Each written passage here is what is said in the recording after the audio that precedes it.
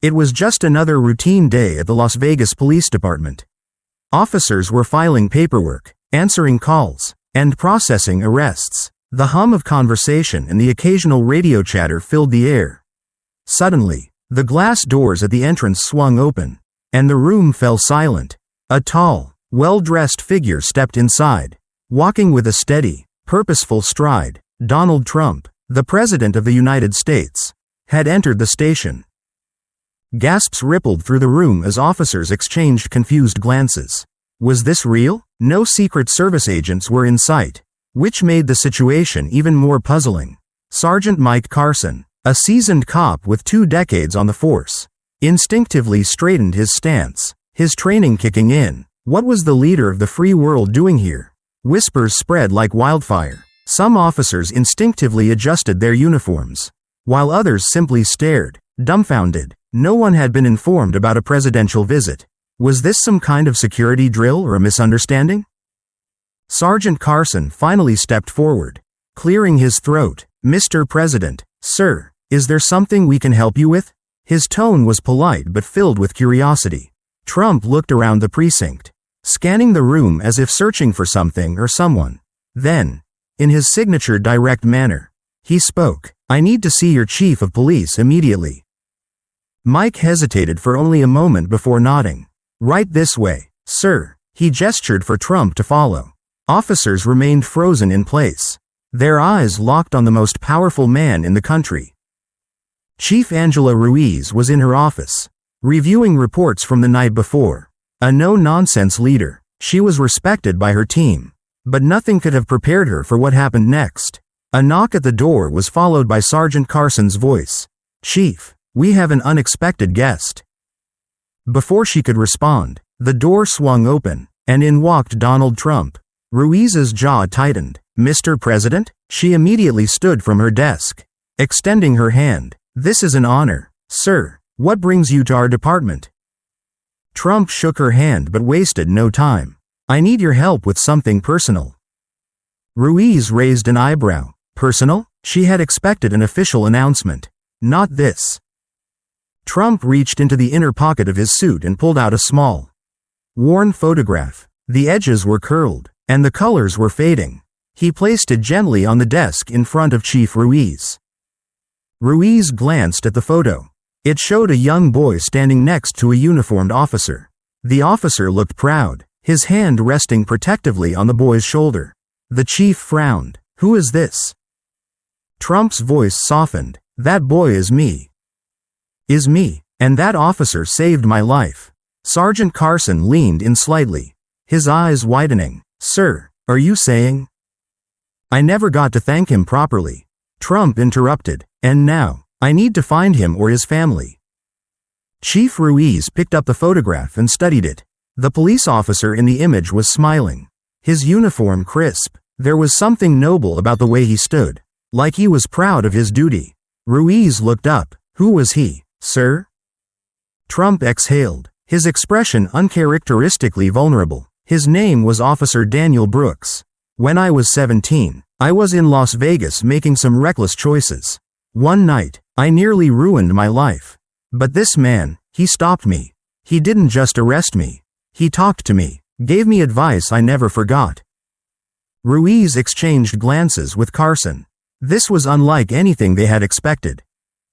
You want us to find him or his family? Ruiz asked. Trump said firmly, I owe him everything. He leaned back in his chair and let his mind drift back to that fateful night. It was 1964, and he was just another teenager trying to prove himself. His friends had dared him to do something reckless, something illegal, and like many young men, he had let pride guide his decisions. But before he could go too far, a police officer had appeared. Officer Daniel Brooks, Trump murmured. Kid, Brooks had said, placing a firm but understanding hand on Trump's shoulder. This ain't the path for you. You've got a future. Don't throw it away for a stupid mistake. Trump had listened, and it changed the course of his life. Now, staring at Ruiz, he said, I want to find him or his family and do right by him. Chief Ruiz nodded slowly, understanding the weight of what Trump was asking. Sir, I appreciate this story, and I respect what you're trying to do. But this was a long time ago. Officer Brooks may not even be alive." Trump's jaw tightened. Then find his family. Someone out there deserves to hear this story. Someone should know that their father, their grandfather, changed a life. Ruiz glanced at Sergeant Carson. He gave a small nod, already mentally preparing for the deep dive into old records. "All right," Ruiz finally said, "we'll do our best. Just know these things take time." "I've got time," Trump replied. "Just promise me you'll find them." Hours later, Sergeant Carson sat in front of an old police database, scrolling through dusty digital archives. Officer Daniel Brooks was a name lost in history. But Carson wasn't giving up. He searched through arrest logs, patrol reports, and even news articles from the 1960s. It wasn't easy, but finally, after hours of digging, he found something, a personnel file. There he was, Officer Daniel Brooks. Badge number 4523. Retired in 1985. Deceased in 2013. Carson exhaled, rubbing his temples. He didn't want to be the one to tell Trump that the man he was looking for had already passed. But then, he noticed something in the file. Next of kin, Emma Brooks. He had found her. Carson rushed back to Chief Ruiz's office, where Trump was still waiting, staring at the old photograph. "Sir," Carson began hesitantly, "I have good news and bad news." Trump looked up, his eyes sharp. "Give me the bad news first." Carson took a deep breath. Officer Daniel Brooks passed away 10 years ago. For the first time, Trump looked truly saddened. He swallowed hard. "And the good news?" "He has a daughter, Emma Brooks. She still lives in Las Vegas." Trump nodded, standing up. "Then we find her, right now." Ruiz blinked. "Sir, we don't even know if she wants to." Trump cut her off. "She deserves to know what kind of man her father was." Trump learned that the man he was looking for had already passed. But then he noticed something in the file. Next of kin, Emma Brooks. He had found her. Carson rushed back to Chief Ruiz's office, where Trump was still waiting, staring at the old photograph. "Sir," Carson began hesitantly, "I have good news and bad news." Trump looked up, his eyes sharp. "Give me the bad news first." Carson took a deep breath. Officer Daniel Brooks passed away 10 years ago. For the first time, Trump looked truly saddened. He swallowed hard. "And the good news?" "He has a daughter, Emma Brooks. She still lives in Las Vegas." Trump nodded, standing up. "Then we find her, right now." Ruiz blinked. "Sir, we don't even know if she wants to."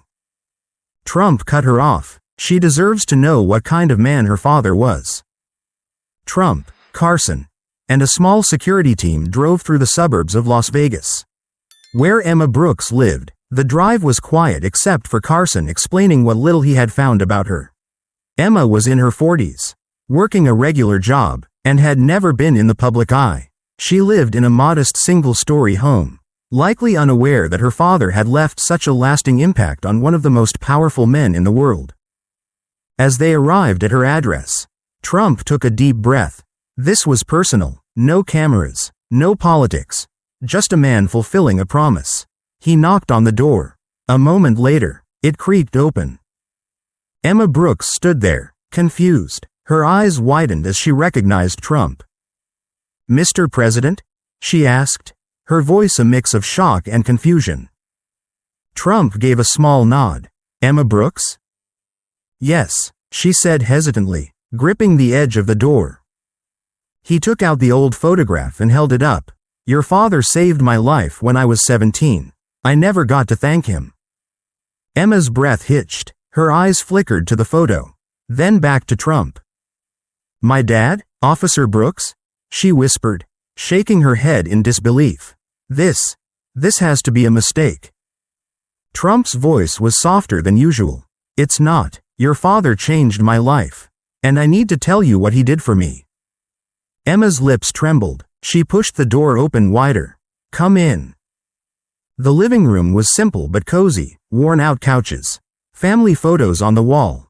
Trump sat down as Emma stared at the photograph in his hand. "He was a good man," she whispered. "The best, but no one ever remembered him like this." Trump nodded. "He saw something in me that I didn't even see in myself. He stopped me from making the biggest mistake of my life." Emma swallowed hard. "He gave everything to this city. But after he retired, we struggled. When he passed, no one came. No news. No honors. It was like he was forgotten." Trump's jaw clenched. "Not anymore." Emma's eyes filled with tears. "Why now?" Trump met her gaze. "Because some debts should never go unpaid." She looked away, blinking rapidly as she processed his words. "You really came all this way, just to tell me this?" Trump nodded. "I owed him more than I could ever repay. But I can make sure his name is remembered." Emma exhaled sharply, emotion thick in her voice. "He would have never believed this." Trump's expression softened. "Believe it, he was a hero, and I want the world to know it." That night, Trump made a call to the Las Vegas mayor, arranging for a special ceremony in Officer Brooks's honor. The city would remember him, and his daughter would never again feel like her father's sacrifice had been overlooked. The debt was repaid, but more importantly, a hero's legacy was restored. Emma hesitated before opening up further. "After Dad retired, we barely made ends meet. He never talked about his work much, but I knew he cared about people, about this city. But when he passed, there was nothing left, no pension, no help. I had to sell our home just to survive." Trump's expression darkened. He had always respected the police force. But this was unacceptable. A man who had dedicated his life to protecting others shouldn't have been abandoned in his final years. Emma shook her head. "I don't want pity, Mr. President. I just miss my dad." Trump sat forward. "Your father didn't just change my life. He saved it, and I'm going to make sure his name is remembered." That evening, Trump made several calls. This wasn't about politics, this was about justice. First, he contacted the Las Vegas mayor, ensuring Officer Brooks would be honored for his service. Then, he reached out to organizations that support the families of fallen officers. But that wasn't enough. He made one more call, to a real estate developer he trusted. The next morning, Emma woke up to a knock at the door. Trump stood there again, holding an envelope. "What's this?" she asked cautiously. Trump handed it to her. "Your new home." Emma's hands shook as she opened the envelope, revealing the deed to a fully paid house in a safe, comfortable neighborhood. Tears spilled down her face. "Why would you do this?" Trump smiled. "Because your father would have done the same for me." A week later, the Las Vegas Police Department held a ceremony in honor of Officer Daniel Brooks. The press was there, but Trump made it clear, this wasn't about politics. Emma stood at the front beside Chief Ruiz and Sergeant Carson as a bronze plaque was unveiled in front of the station. It read, "Officer Daniel Brooks, 1940 to 2013, a hero is not forgotten. His kindness shaped a future. His legacy lives on." Emma touched the plaque, overcome with emotion. "Dad would have never believed this," she whispered. Trump stepped forward. "Your father was more than a police officer. He was a mentor, a protector, a hero." A standing ovation erupted from the crowd. After the ceremony, Emma stood quietly, watching officers walk past the plaque, stopping to read the words carefully. Trump approached her. "How are you feeling?" Emma took a shaky breath. "It's overwhelming, but it's right." Trump nodded. "Heroes should never be forgotten." She turned to him, her voice thick with emotion. "You could have just let this go. You didn't have to do any of this." Trump looked at the plaque. "Your father didn't have to stop me that night. But he did. That's what real heroes do." Emma wiped a tear away. "Thank you, not just for me, for him." Trump gave her a small nod. "Your father deserved this." Before leaving Las Vegas, Trump arranged for a scholarship fund in Officer Brooks's name, designed to help children of law enforcement officers. The first recipient, a young cadet who nearly dropped out due to financial struggles, received the news with tears in his eyes. "I don't know who Officer Brooks was," he said, "but if he inspired the president, then I want to be like him." When Emma heard about the scholarship, she broke down in tears. "Dad would have loved this," she whispered. "He always believed in second chances." Trump, hearing the news, simply smiled. The cycle of goodness was continuing. A legacy had been restored, and a debt had finally been repaid. A fund was established in Officer Brooks's name to help children of police officers. When Emma heard the news, she broke down crying. "Dad would have loved this," she whispered. "He always believed in second chances." The fund's first recipient was a young cadet who had nearly dropped out due to financial struggles. When he received the news, he said, "I don't know who Officer Brooks was, but if he inspired the president, then I want to be like him." Trump heard about the young man and smiled. The cycle of goodness was continuing. As he boarded his plane, he looked out at the Las Vegas skyline and whispered, "Thank you, Officer Brooks." On the flight back to Washington, Trump sat in silence, deep in thought. So many people had helped shape his life, but Officer Brooks had been one of the first. He had no idea that the man who stopped him from making a mistake all those years ago would still be changing lives long after he was gone. He thought about Emma, about the officers at the precinct, and about the young cadet who now had a future because of one man's simple act of kindness. Maybe that was what true leadership was about, not just power, but gratitude. Trump closed his eyes, feeling something he hadn't felt in a long time: peace. The story of Officer Brooks spread across the nation. News outlets covered the ceremony, and social media buzzed with the tale of a forgotten hero finally being honored. People began sharing their own stories of officers, teachers, and strangers who had changed their lives in small but meaningful ways. The message was clear. Sometimes, the greatest heroes are the ones we never see in the headlines. Trump, watching the response, simply smiled. This wasn't about him. This was about a debt repaid, a man honored, and a legacy restored. Months later, Emma received a letter. It was from a young officer in training. "Dear Miss Brooks, I joined the force because I read about your father. I want to be the kind of cop who changes lives, just like he did. Thank you for sharing his story." Emma held the letter close, smiling through tears. Her father was never forgotten. And neither was his lesson. One act of kindness can change the world.